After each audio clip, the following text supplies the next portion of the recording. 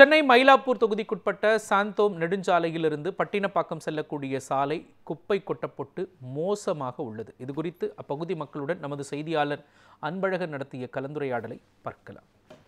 சென்னை மயிலாப்பூர் தொகுதிக்குட்பட்ட முக்கியமான இடம் இது. 126வது வார்டு, சென்னை மாநகராட்சியுடைய 126வது வார்டு. பட்டினப்பாக்கம் செல்லக்கூடிய பாதை, சாந்தோம் நெடுஞ்சாலையிலிருந்து பட்டினப்பாக்கம் செல்லக்கூடிய சாலை. ஒரு காலத்தில் இங்கே முன்னால் இந்த அரசு ஊழியர்கள் குடியிருப்பாக இருந்த பகுதி தற்பொழுது இடிக்கப்பட்டு வேறு பணி நடைபெற்று வருகிறது. இருந்தாலும் கூட இந்த சாலை மிகவும் மோசமாக இருக்குது. அதுவும் இல்லாமல் இங்கே குப்பை கழிவுகளை இங்கேயே கொட்டிட்டு போகிறாங்க. அதனால் பொதுமக்கள் மிகுந்த சிரமத்திற்குள்ளாகி வர்றாங்க. இது குறித்து இந்த பகுதி மக்கள்கிட்ட கேட்போம், ஐயா இங்கே என்னென்ன பிரச்சனைங்க இருக்குது?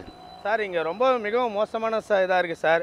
இது இந்த சாலை பகுதியில் நடமாடும் இடத்துல கால் போக முடியல சார்.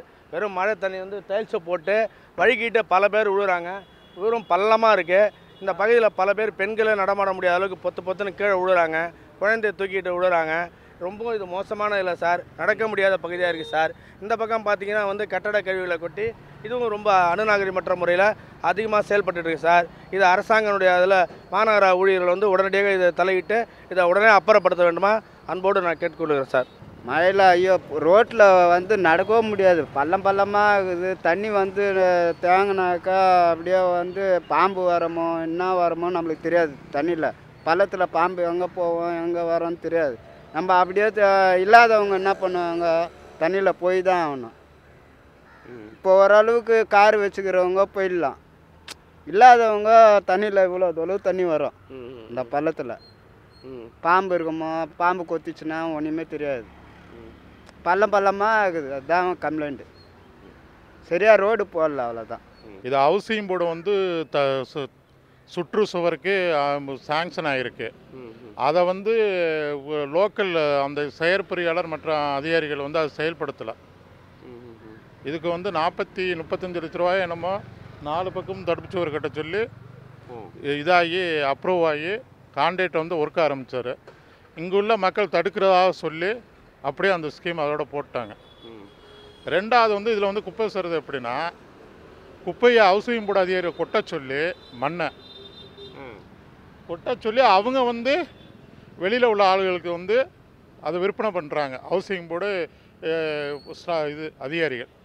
அதற்கு உதாரணம் அந்த இடத்துல மண் எடுத்தாங்க.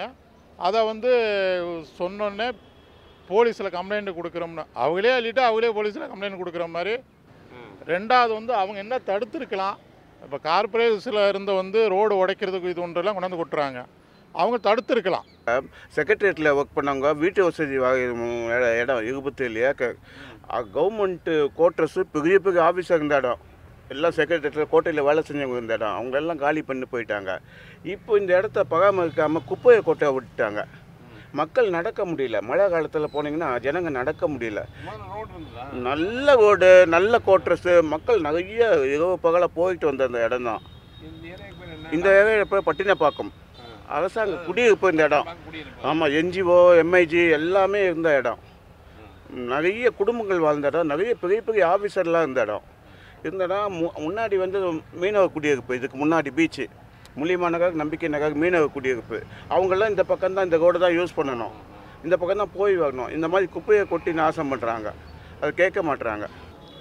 இதனால் கொசுக்கு அதிகமாகி சின்ன குழந்தைங்களுக்குலாம் டெங்கு காய்ச்சல்லாம் நிறைய வருது.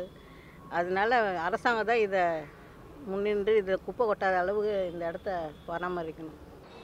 இப்போ சார் சொன்ன மாதிரி இந்த பகுதி என்ன ஒரு பிரச்சனை, இது ஒரு புறம் இந்த கழிவுகளும் சரி, மற்ற இந்த பாதை ரொம்ப மோசமாக இருக்கக்கூடிய சூழலில் இவங்களுக்கு மழை காலம்னா இந்த வழியாக போக முடியாது. அந்த மாதிரி பிரச்சனை தான். ஏன்னா 2 வீலரில் வரவங்களே ரொம்ப சிரமப்பட்டு தான் வந்துட்டுருக்காங்க. இது ஒரு புறம் இருக்க, இவர் சொன்னக்கூடிய அந்த பேருந்து நிறுத்தத்துடைய அந்த பகுதி பார்த்தோன்னா எளிய மக்கள் வழுக்கக்கூடிய அந்த டைல்ஸ் தான் போட்டிருக்காங்க. அதாவது அவங்க மழை காலத்தில் வந்தீங்கன்னா கால் வச்சா வலிக்கு விழுந்துருவாங்க. அதுவும் இல்லாமல் ஒரு சரியான முறையில் போடாமல் அங்கங்கே பெயர்ந்துருக்கிறதுனால இது கீழே விழுகக்கூடிய ஒரு சூழல். இந்த டைல்ஸை பொறுத்த வரைக்கும் மழை பெஞ்சுன்னா வலிக்கிட்டு வந்துடும். அப்போ மழை ஏற வந்தவங்க சிரமப்பட்டு தான் இருப்பாங்க. இப்போது ஒரு சிங்கார சென்னை என்று சொல்லக்கூடிய இந்த சூழலில் இது மாதிரியான மக்களுக்கு இடையூறாக தான் இருக்குன்னு பொதுமக்கள் குற்றச்சாட்டு வைக்கிறாங்க. அதுவும் இல்லாமல் இந்த பகுதி ஒரு காலத்தில் வந்து இங்கே செக்ரட்டேரியட் பணிபுரியும் மற்ற அரசு ஊழியர் முக்கிய பணியில் இருந்தவங்க ஒரு குடியிருப்பு பகுதியாக இருந்தது. அதை இடிச்சிட்டு இப்போ இதுக்கு இந்த ஒரு 27 ஏக்கருக்கு சொந்தமான இந்த இடத்த வந்து ஒரு பராமரிப்பு இல்லாமல் தான் போட்டு வச்சுருக்காங்கன்னு சொல்லலாம். இது உடனடியாக அரசாங்கம் கவனத்தில் கொண்டு இந்த இடத்தை வந்து சீர் செய்ய வேண்டும். அதே போல் இந்த பாதையை சரி செய்தால் பட்டினப்பாக்கம் செல்லக்கூடிய மக்கள் மிகவும் பயனடைவார்கள். இந்த வழியாக பட்டினப்பாக்கம் செல்லக்கூடிய மக்கள் மிகவும் பயனடைவார்கள். இல்லை என்றால் இந்த மழை காலத்தை பொறுத்த வரைக்கும் இதில் நடப்பதற்கே சிரமமாக இருக்கும். அதே போல் இந்த கழிவுகளை வந்து இங்கே கொட்டாமல் இருக்கணும். ஏன்னா இந்த கழிவுகளை கொட்டுறதுனால நோய் தொற்று ஏற்படுது. இதை வந்து தடுக்கணுங்க தான் பொதுமக்கள் ஒரு வேண்டுகோளாக வச்சுருக்காங்க. உடனடியாக மாநகராட்சி நிர்வாகம் தலையிட்டு இந்த குப்பைகளை அப்புறப்படுத்த வேண்டும். அதே போல் சாலைகளை சீரமைத்து தர வேண்டும். ஒளிப்பதிவாளர் பரசுராமுடன் அன்பழகன்.